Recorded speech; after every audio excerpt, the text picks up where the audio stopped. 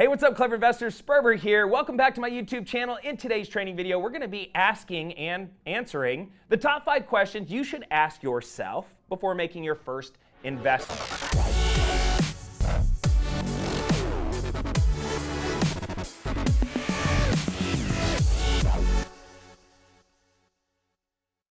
All right, let's dive on in. So, question number 1 that you need to ask yourself before making your first investment is, what type of investor do you want to be?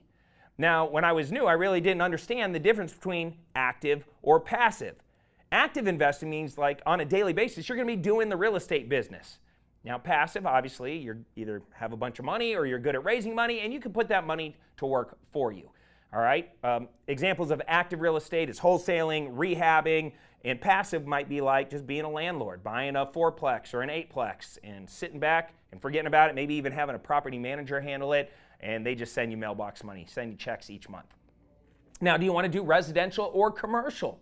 All right, there is a major difference between residential real estate investing and commercial real estate investing. Residential is houses. Anything 4 units or less is considered residential. Anything 5 units or more, or obviously like commercial buildings or industrial buildings or storage units, that's all commercial. Totally different set of rules, contracts, power team members with commercial versus residential. So you got to kind of pick your lane and then dominate that lane. Another question you want to ask yourself is, do you have any money?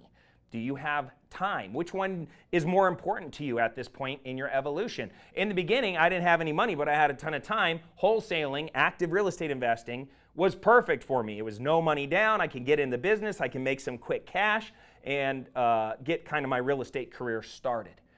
All right. What type of outcome do you want? Do you want cash now, cash later, both? What's the most important to you? You know, if you're willing to invest and not get cash for a while, maybe being a passive investor or owning rental property is a great business for you because you're going to push off the big payday to some point down the future. But if you need big chunks of cash right now, maybe you want to go fix and flip a property.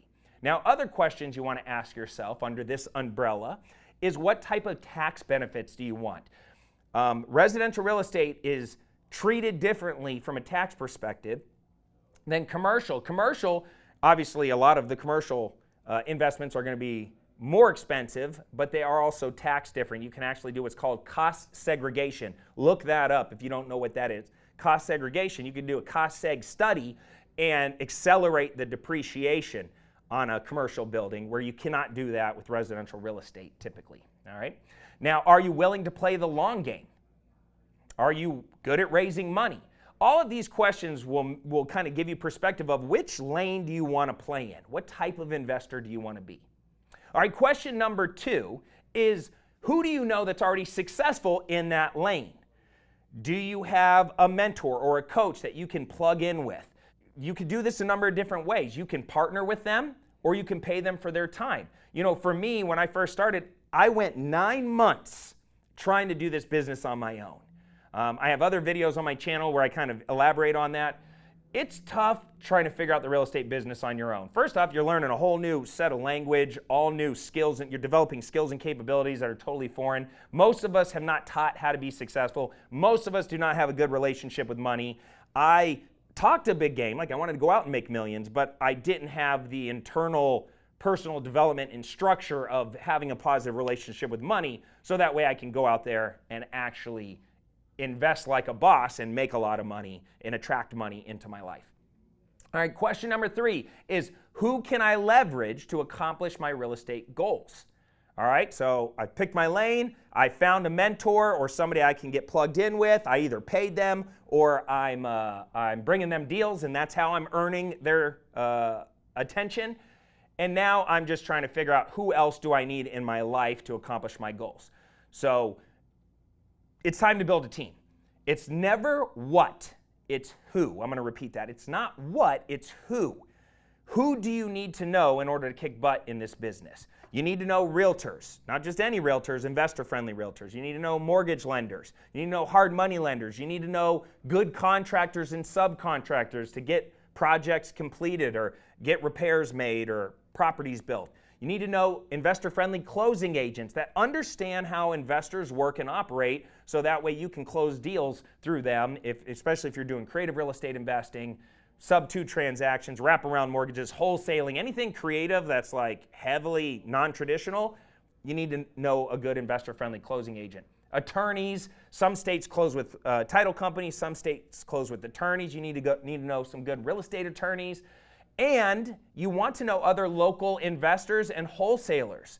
These people are out on the front lines every single day, fighting the good fight alongside with you. They'll be great deal finders for you. They'll be great deal partners with you. Maybe they can point you in the right direction to find these power team members.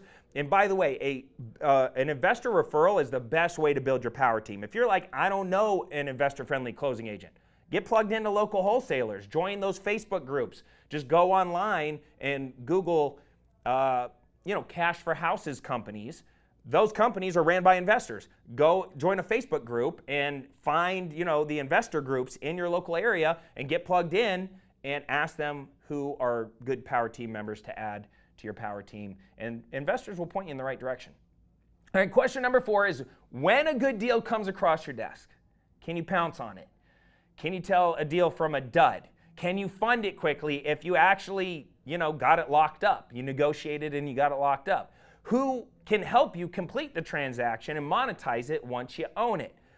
People, I'm telling you right now, who overanalyze, overprepare, overthink, or worse, procrastinate until everything is perfect. They got to get it all lined up. And I was like this, by the way. This is what caused me 9 months of trying to do this on my own, failing miserably, quitting the business, finally becoming a bookkeeper, 5 months later going back into the business, this time getting a mentor, and then 2 months later completing my first deal and making $40,000. I was over-preparing, over-analyzing, overthinking literally everything because it's in my nature. I didn't take the time to hone my skills and capabilities. I thought I was learning and studying, but I was stuck in the classroom. I wasn't actually in the real world, and I wasn't plugged into somebody who had already blazed the path ahead of me, a real mentor. And so I'm figuring everything out on my own. And what ended up happening is I would never pull the trigger on a good deal because I was never sure of myself. I didn't have the confidence. And when you don't pull the trigger quickly, the deal goes to somebody that has better skills and capabilities. And the reason is money loves speed. Money loves speed. When you, right now, Cody, 18 years in the business, sees a good deal, it takes me maybe 2 minutes before I get that feeling in my stomach of like, I'm on to something right now. And you need to practice comping properties. You got to practice analyzing deals versus duds. It took me hundreds of deal analyzations before I finally started to develop that skill where I felt comfortable and had the confidence to move forward quickly. And question number 5 you need to ask yourself before making your first investment is, what is my first step? Buying the property or getting educated? This is like chicken or egg kind of conversation. What do I do first? If I have $25,000, do I take it and go find a mentor or a coach or join a community or buy training? Or do I just go and try and buy an actual investment property and put my money right into a property? My answer is simple. If you want to do one house or just one apartment building and you have a bunch of money saved up, maybe you have good credit, you do not plan on making this a career. This is not your daily, everyday thing that you want to do. It's, a small part of your life, all right? Then just buy a property and call it a day. Go buy a duplex or a fourplex. Maybe you can house hack, move into one of the units, rent out the other side, live for free, something like that. And you could call yourself a real estate investor. You bought yourself an asset. I'm proud of you. Good job. And you'll figure out how things work along the way. You'll make a bunch of mistakes. Eventually, over time, you're going to have this asset instead of a liability, and you're going to figure things out. That's if you're dabbling. But if you're serious about building wealth, if you're serious about winning the money game, serious about changing your future for you and your family, then you have to get educated first. You have to build the scaffolding in your brain, learn the language of money, learn the language of real estate, and truly understand this business to scale it. There is no dabbling when you're serious about making money. Every time, like my business is behind us, our development company, our wholesaling company, our rental company, our Airbnb company, all is ran out of this office behind us.